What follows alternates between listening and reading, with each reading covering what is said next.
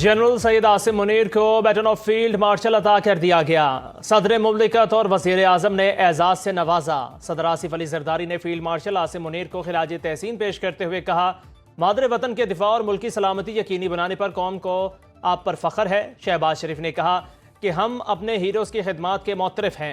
सैयद आसिम मुनीर को ये एजाज़ बेमिसाल क़यादत और मुल्की दिफा के लिए गिरां कदर खिदमात पर दिया।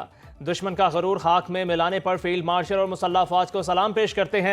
सदर नून league Nawaz Sharif, chairman peoples party Bilawal Bhutto की तकरीब में शिरकत। फील्ड मार्शल सैयद आसिम मुनीर ने ऐवान सदर में सीनियर सहाफ़ियों से गुफ्तगू करते हुए कहा, मीडिया हमारा फ़ख्र और सुतून है। पाकिस्तानी मीडिया ने पाक फ़ौज के साथ मिलकर जंग लड़ी। भारत खुद दहशत गर्दी का मुर्तकिब और अदम इस्तेहकाम का मरकज़ है। कोर कमांडर कॉन्फ्रेंस का एलामिया। ISPR के मुताबिक भारतीय हिमायत याफ्ता दहशतगर्द प्रॉक्सीज की सरकोबी के लिए तमाम वसाइल बुरोकार लाए जाएंगे। खुजदार में सफाकी भारत की पुश्त पनाही से चलने वाली प्रॉक्सीज के जरिए की गई। फील्ड मार्शल सैयद आसिम मुनीर की जेर सदारत कोर कमांडर्स कॉन्फ्रेंस में ऑपरेशन बुनियानुम मरसूस और खुजदार में दहशतगर्द हमले के शहदा के एहसाले सवाब के लिए खाते खानी। फोरम ने पाकिस्तानी मीडिया और इंफॉर्मेशन वॉरियर्स को सराहा। शुरका का कॉन्फ्रेंस में कहना था, भारत की दहशतगर्दी से 4 मासूम बच्चे और 2 बेगुनाह अफराद शहीद हुए। फील्ड मार्शल ने आवाम की गैर मुतज़लज़ल हिमायत पर खिराज तहसीन पेश करते हुए कहा, आवाम ताकत का सरचश्मा, उनकी उम्मीदों पर पूरा उतरने के लिए पुरअज़्म हैं।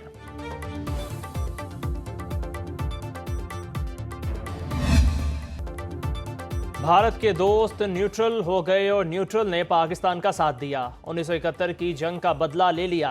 अब मोदी दोबारा हमले के लिए 100 बार सोचेगा। वज़ीर आज़म शहबाज शरीफ का मुज़फ़्फ़राबाद में तकरीब से खिताब। कहा, पाक भारत जंग के भयानक नताइज हो सकते थे। पहलगाम वाक़े की तहकीकात में ताउन की पेशकश के बावजूद भारत ने हमला किया। 9 मई की शब सिपाही सालार ने फ़ोन करके कहा, भारत के मुंह पर ऐसा ज़ोरदार थप्पड़ लगाया जाए जिसे वो क़यामत तक याद रखे। हमने भारत के 6 जहाज़ गिराए और तनसीबात को नुकसान पहुंचाया। वज़ीर आज़म ने शहदा के लवाहिकीन, गाजियों और ज़ख्मियों में इमदादी चेक तकसीम किए।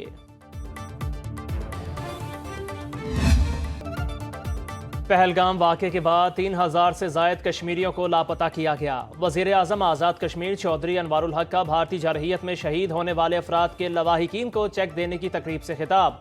कहा, मकबूजा कश्मीर में इंसानी हुकूक की खिलाफ वर्जियाँ बढ़ गईं। कश्मीरियों के घरों को मिसमार किया जा रहा है।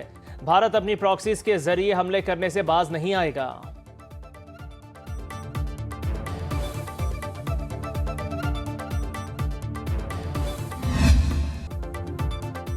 ऐवान बाला का खुजदार में शहीद बच्चों को खिराज अकीदत।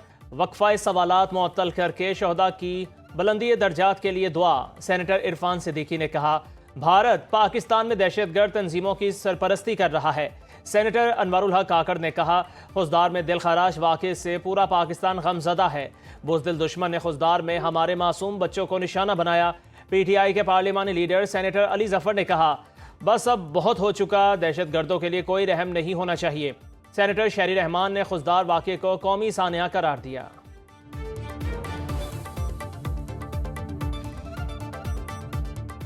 खुजदार में स्कूल बस पर भारतीय स्पॉन्सर्ड दहशतगर्दों के हमले में शदीद जख्मी 8वीं जमात की तालिबा सहर सलीम भी दम तोड़ गईं। शहीद तालिबात की तादाद 4 हो गई। सिक्योरिटी ज़राए के मुताबिक मैदान जंग में जिल्लत आमेज शिकस्त और हजीमत के बाद भारत बुज़दिलाना कार्रवाइयों पर उतर आया। खुजदार हमले की मनसूबाबंदी भारत में की गई, जिसे बलूचिस्तान में प्रॉक्सियों ने मंतकी अंजाम तक पहुंचाया। भारत बलूचिस्तान और खैबर पख्तूनख्वा में दहशतगर्दी और बदअमनी फैलाने के लिए प्रॉक्सीज का इस्तेमाल कर रहा है।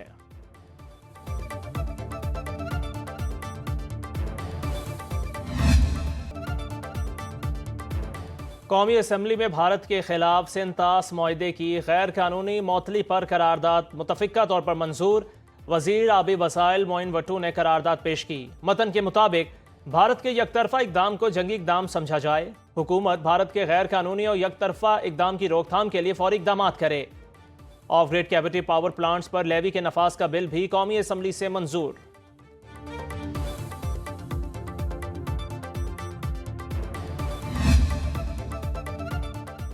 वज़ीर आज़म से आलमी बैंक के वफ़द की मैनेजिंग डायरेक्टर ऑपरेशंस की क़यादत में मुलाकात। शहबाज शरीफ ने कहा, आलमी बैंक ने पाकिस्तान की तरक्की में कलीदी किरदार अदा किया। عالمی بینک کی کنٹری پارٹنرشپ کی بدولت پاکستان میں 20 ارب ڈالر سے زائد کی ترقیاتی سرمایہ کاری ہوگی۔ ورلڈ بینک کی مینیجنگ ڈائریکٹر نے کہا، پاکستان نے میکرو اکنامک استحکام کے لیے مثبت اقدامات سے ناممکن کو ممکن کر دکھایا۔ وزیر اعظم کی زیر صدارت گیس کی فراہمی اور کھپت کے حوالے سے جائزہ اجلاس، مقامی گیس کی پیداوار بڑھانے اور نئے ذخائر دریافت کرنے کے لیے مختلف بلاکس کے قیام پر اطمینان کا اظہار۔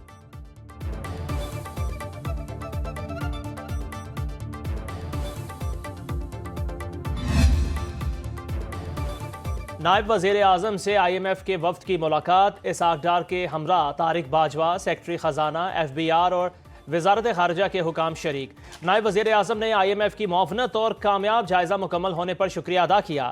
اسحاق ڈار نے معاشی استحکام، اصلاحات اور پائیدار ترقی کے عزم کا اعادہ کیا۔ آئی ایم ایف وفد نے پاکستان کی اصلاحاتی کوششوں کو سراہا، پاکستان کے ترقیاتی ایجنڈے کی مکمل حمایت کا اعادہ کیا۔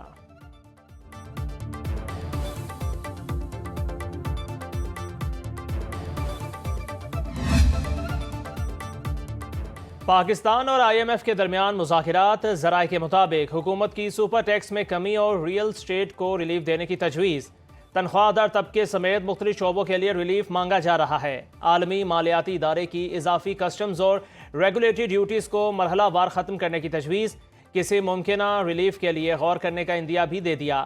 آئی ایم ایف نے 14,000 ارب سے زیادہ سالانہ ٹیکس ہدف مقرر کرنے کی تجویز دی۔ عالمی مالیاتی ادارہ ٹیکس رعایت پر ڈیٹا اور حکمت عملی دیکھ کر فیصلہ کرے گا۔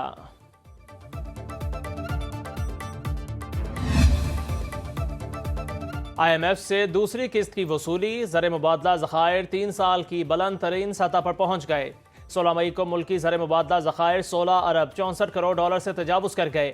اپریل 2022 کے بعد پہلی بار زر مبادلہ اس سطح پر پہنچے ہیں۔ اسٹیٹ بینک کے پاس محفوظ زر مبادلہ ذخائر کا حجم 11 ارب 44 کروڑ ڈالر ہے۔ بینکوں کے پاس 5 ارب 20 کروڑ ڈالر موجود۔ مرکزی بینک نے تفصیلات جاری کر دیں۔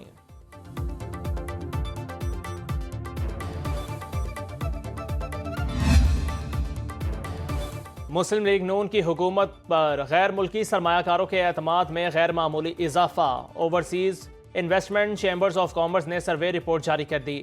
45% غیر ملکی سرمایہ کار پاکستان میں انویسٹمنٹ بڑھانا چاہتے ہیں۔ کاروباری اعتماد کا انڈیکس 17% پر پہنچ گیا، جو 2 سال پہلے -5% تھا۔ مہنگائی، شرح سود میں کمی اور روپے کی مستحکم قیمت نے غیر ملکی سرمایہ کاروں کو نیا اعتماد دیا۔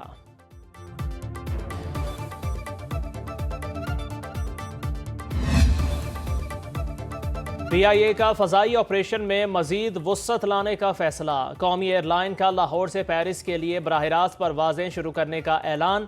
لاہور سے پیرس کے لیے پہلی پرواز 18 جون کو اڑان بھرے گی۔ لاہور سے پیرس کے لیے ہفتہ وار پرواز بدھ کو براہ راست روانہ ہوا کرے گی۔ پی آئی اے پہلے ہی اسلام آباد سے پیرس کے لیے ہفتہ وار 2 پروازیں آپریٹ کر رہی ہے۔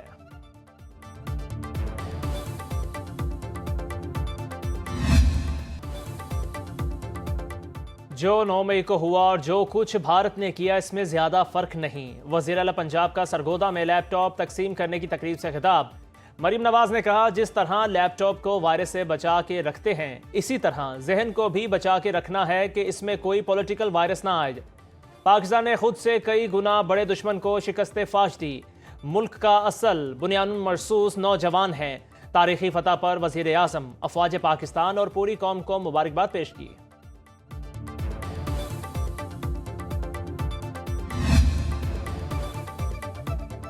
سپریم کورٹ میں عوامی سہولت مرکز کی بنیاد رکھ دی گئی۔ جسٹس جمال مندوخیل نے سہولت مرکز کا سنگ بنیاد رکھا۔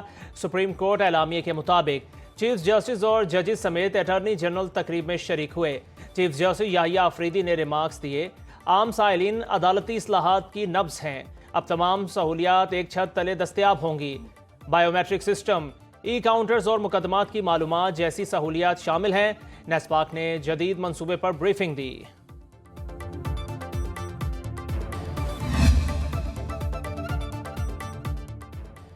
مخصوص نشستوں کے کیس میں سنی اتحاد کونسل کی اعتراضات کی متفرق درخواستیں مسترد۔ بینچ پر اعتراض اور 26ویں ترمیم پر فیصلے تک سماعت ملتوی کرنے کی استدعا رد۔ سپریم کورٹ آئینی بینچ نے نظر ثانی کیس براہ راست نشر کرنے کی درخواست منظور کر لی۔ جسٹس امین الدین خان کی سربراہی میں 11 رکنی آئینی بینچ نے متفقہ فیصلہ سنا دیا۔ عدالت کا IT ڈپارٹمنٹ کو لائیو سٹریمنگ کے انتظامات کرنے کا حکم، مخصوص نشستیں تحریک انصاف کو دینے کے خلاف نظر ثانی کیس کی آئندہ سماعت 26 مئی کو ہوگی۔ مذاکرات کرنے ہیں تو بانی PTI دستیاب ہیں، وزیر اعلیٰ خیبر پختونخوا لیمن گنڈا پور کی پیشکش۔ اڈیالہ جیل کے باہر میڈیا سے گفتگو میں کہا، بانی پر تمام کیسز جھوٹے ہیں، فوری رہا کیا جائے۔ عدالتی احکامات کے باوجود پارٹی رہنماؤں کے بانی سے ملاقات نہیں کرائی جاتی، یہ روش برقرار رہی تو IMF مذاکرات پر ساتھ نہیں دیں گے۔ ہمارا مینڈیٹ چوری ہوا، ہم آئین و قانون کی بالادستی اور حقیقی جمہوریت چاہتے ہیں۔